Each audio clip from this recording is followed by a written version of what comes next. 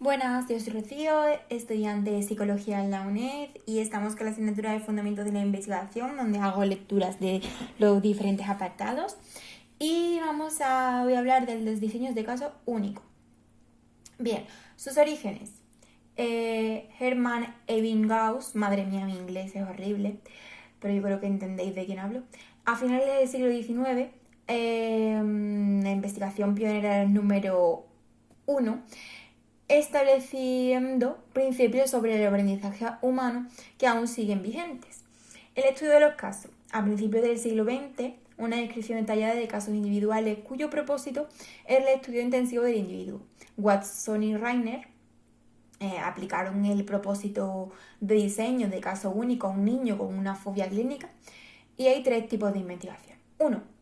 Con carácter no terapéutico, provenientes de la psicología del desarrollo y educativa. 2. Con carácter diagnóstico y evaluación, descripción de la conducta social. Y 3. Con carácter terapéutico y de intervención, descripción del curso de un trastorno o introducción de una intervención para tratar el problema. La aportación más importante es generar nuevas hipótesis. Se asemejan a los diseños de caso único en que se presenta manipulación de la variable independiente y se diferencian en que no se establece control experimental. Skinner y su análisis experimental de la conducta en la década de los 30 hagan unas investigaciones en las que toma de medidas repetidas de la conducta de un individuo en condiciones muy controladas. ¿Qué supuso el diseño de caso único en el campo de la psicología clínica? Pues solucionaba problemas del estudio con grupos, 3 grupos. Encontrar una muestra de sujetos suficiente con las mismas características o problemas clínicos. 2. Problemas éticos en utilización de grupos no tratados o tratados con placebo. Y 3. La utilización de datos promediados que pueden oscurecer la respuesta individual al tratamiento. Estructura básica. Las principales características. Pues las principales características son estudio de la conducta de un caso único, que es número 1, o de un grupo muy pequeño. Se manipula la variable independiente y no se utilizan datos promediados. ¿Cuáles son los pasos? 1. Tomar repetidas medidas de la variable dependiente para establecer su línea base hasta conseguir su estabilidad.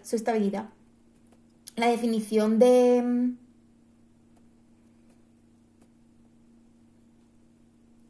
LB o caso A o fase A es el periodo en el que se toman una serie de observaciones de la conducta objeto del estudio en fase del tratamiento. 2. Se introduce el tratamiento de variable dependiente. Y 3.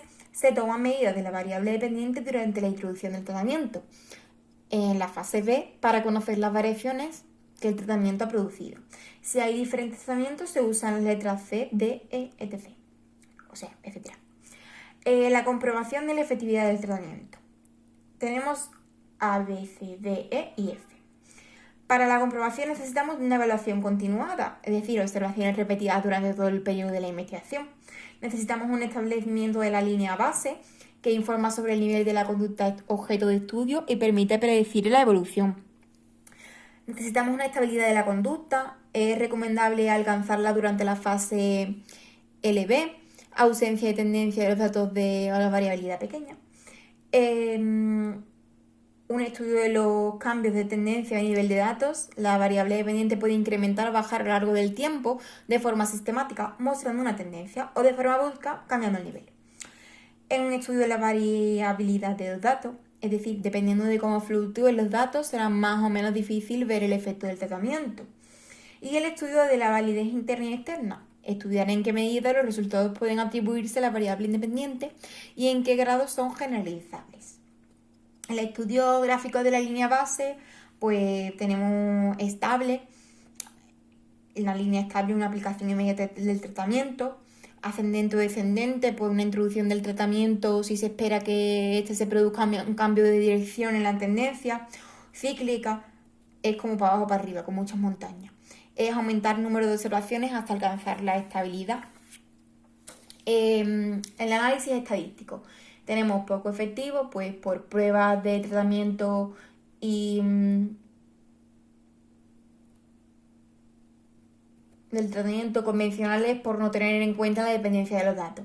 O recomendable, ARIMA, que sería Autoregressive Integrated Mobile, la voy a leer en inglés, Autoregressive Integrated Moving Average puede aplicar, o sea, ARIMA son siglas en inglés, ¿vale? Puede aplicarse incluso cuando la LB no es estable y comprobar cambios de tendencia y nivel, una técnica bastante compleja, la verdad.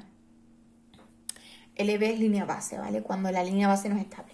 El análisis visual permite detectar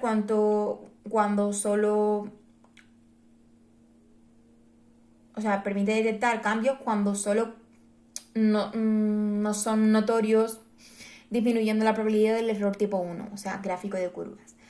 O sea, las abscisas, seguimos con el estudio del efecto del tratamiento, son observaciones, las ordenadas son respuestas o conducta. Está el cambio de nivel, que es la desviación brusca o discontinuidad en la serie de observaciones al final de la línea base y al comienzo del tratamiento. Y los cambios de tendencia, que es el cambio en la base de incremento o decremento de la serie de observaciones, un cambio dependiente. Ambos pueden producirse con retardo y no es el mismo momento de la intervención, sino con demora. Los problemas, pues que no es recomendable cuando el cambio es débil y la serie temporal es muy variable o la línea base no es estable. El modelo básico AB. Hay dos fases. La A es medir la variable dependiente con repetidas observaciones sin tratamiento y la B es una vez estable la línea base, se introduce el tratamiento y se sigue midiendo. Las amenazas a la validez interna, pues la historia, la maduración y la reactividad experimental. Reversión.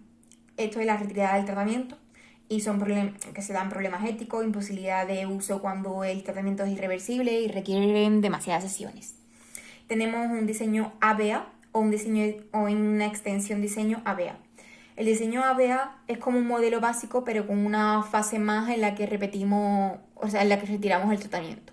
Se puede llegar a la conclusión de que el tratamiento es el causante de todos los cambios en la variable dependiente cuando, después de medir la línea base, fase A, se produce el tratamiento, fase B, y se produce un cambio en la medida de la variable dependiente. Y al retirar posteriormente el tratamiento, fase A, se produce otro cambio en la variable dependiente. Las ventajas, pues el control de la historia, la maduración, la reactividad experimental, como he dicho antes, y es de gran utilidad en la investigación básica. Los inconvenientes, pues son problemas éticos planteados por la retirada del tratamiento, por eso no es frecuente su aplicación en el ámbito clínico. La extensión del diseño ABA, pues tenemos el diseño ABAB, que sería la inferencia causal se realiza en la tercera fase. Si se retira el tratamiento, la conducta debería volver a la fase inicial, muy usado en el ámbito de la investigación de la modificación de la conducta. Y el diseño BAB es la necesidad de estudio cuando el tratamiento ya está en marcha. No se parte de una fase inicial de línea base. Para realizar inferencias causales es más aconsejable la anterior. Y tenemos la no reversión, que es la no retirada del tratamiento. Tenemos diseño de cambio de criterio y diseño de línea base múltiple. En el diseño de cambio de criterio tenemos unos pasos que después de la línea base A1 se produce un tratamiento, refuerzo, para conseguir alcanzar un criterio preestablecido, que sería el B1, ¿no? Y lograr la estabilidad. Cuando se establece un nuevo criterio, usando la línea base la fase anterior, o sea, B1 igual a A2, aplicando el tratamiento hasta llegar a un nuevo nivel, B2. El efecto, pues se comprueba que en la medida que el cambio de criterio va seguido del correspondiente cambio en la conducta. Las ventajas: no se requiere retirar el tratamiento, se retira el tratamiento solo a partir de un breve